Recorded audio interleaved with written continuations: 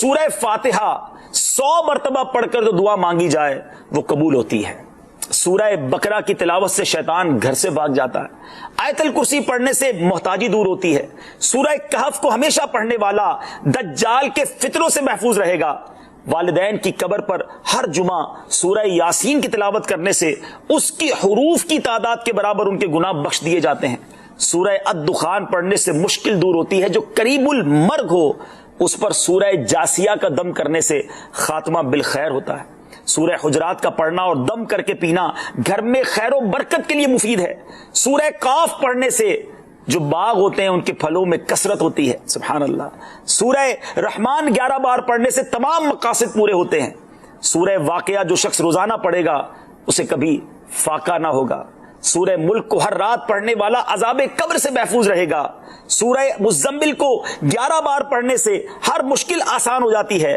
سورہ مدثر کو پڑھ کر حفظ قرآن کی دعا مانگنے سے قرآن کریم کا یاد کرنا آسان ہو جاتا ہے۔ جو بچے حفظ کر رہے ہیں ان کے لیے زبردست وظیفہ ہے۔ سورہ النازعات پڑھنے سے جان کنی کی تکلیف نہیں ہوگی۔ سورہ دحا پڑھنے سے بھاگا ہوا آدمی واپس آ جائے گا۔ سورہ علم نشرح کو جس مال پر پڑھ دیا جائے اس میں خوب برکت ہوتی ہے۔ سورہ تین والزیتون جو ہے 3 مرتبہ پڑھنے سے اخلاق و کردار بہتر ہوتے ہیں۔ سورہ علق میں جوڑوں کے درد کا علاج ہے۔ سورہ قدر جو صبح و شام پڑھے اللہ عز و جل اس کی عزت بڑھا دے گا۔ سورہ بینہ برس اور یرکان کا علاج ہے۔ جس آدمی یا جانور کو نظر لگی ہو اس پر سورہ عادیات کا دم مفید ہے۔ سورہ قارعہ پڑھنے سے بلاؤں سے حفاظت رہتی ہے۔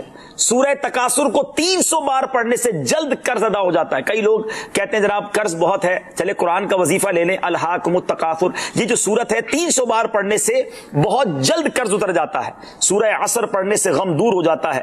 سورہ ہمزہ اور سورہ فیل دشمن کے شر سے حفاظت کے لیے، اور سورہ قریش جان کی حفاظت کے لیے بڑی مجرب ہے، بڑا کمال کا وظیفہ ہے۔ سورہ ماعون بڑی مشکل کے وقت میں پڑھنا بہت مفید ہے۔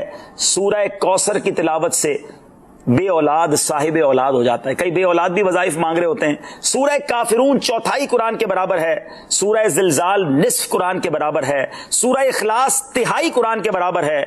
اور سورہ فلق اور سورہ ناس سے جن اور شیطان اور حاسدوں کے شر سے حفاظت رہتی ہے۔ پھر کیوں نہ ہم قرآن سے دوستی کر لیں، کیوں نہ قرآن کو اپنا ورد بنا لیں۔